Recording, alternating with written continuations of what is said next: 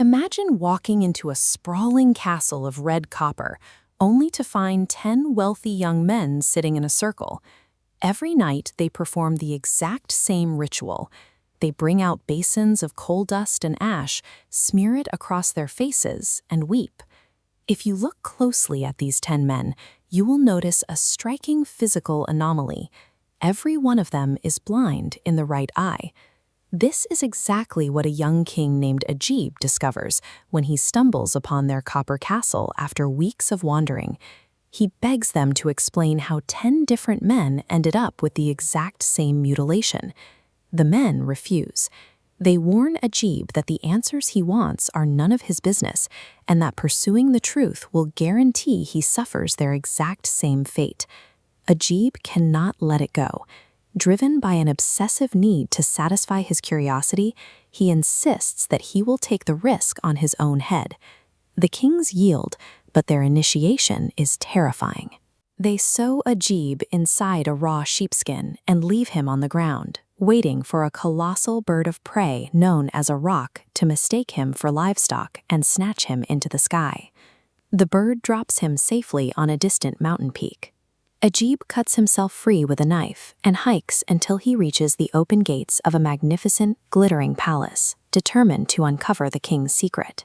He walks toward the gates, knowing precisely what the king's lost, yet convinced that his own outcome will be different.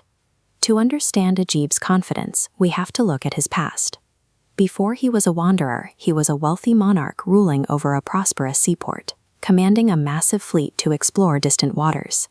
His confidence blinded him to the risks of the open ocean.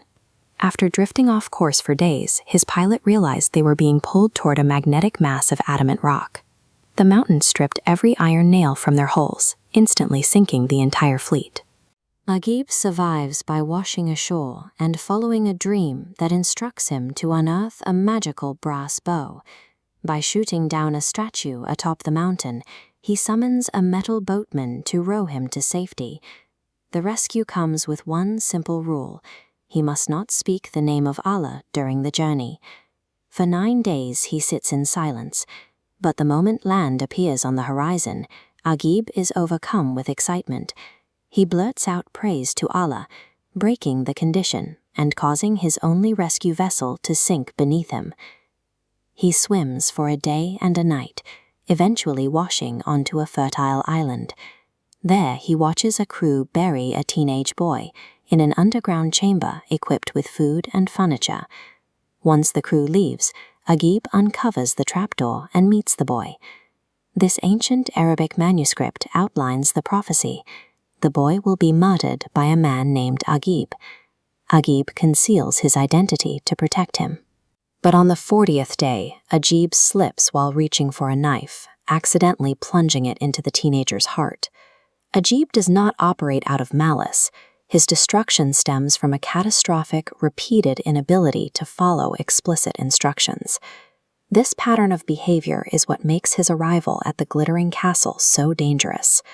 When he walks through the gates, he is welcomed by 40 beautiful princesses who treat him like royalty.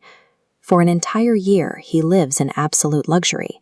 He is bathed, fed delicate foods, and entertained with music and dancing every single night. Then the status quo shifts. The princesses come to him in tears, explaining that secret duties force them to leave the castle for 40 days. Before departing, they hand him a ring of keys to 100 different doors within the court. 99 of these doors open into perfect gardens, aviaries, and treasuries heaped with jewels. They leave him with a singular, absolute condition: he can enjoy every room in the palace, but under no circumstances is he permitted to unlock the 100th door, the golden door.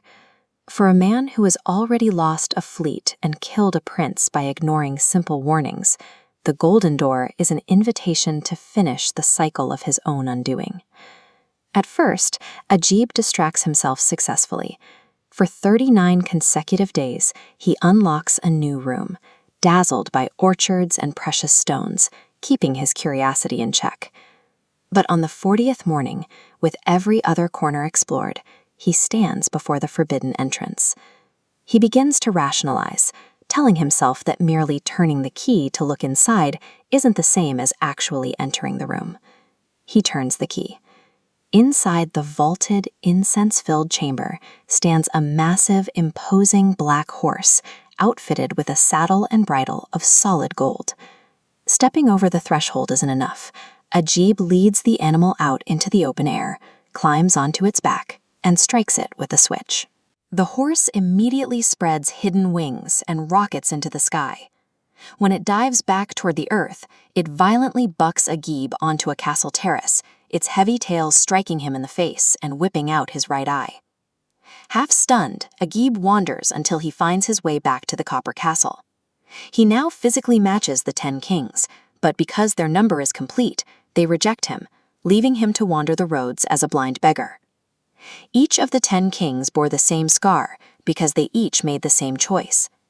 In this castle, destiny is simply what happens when curiosity is stronger than the memory of a warning.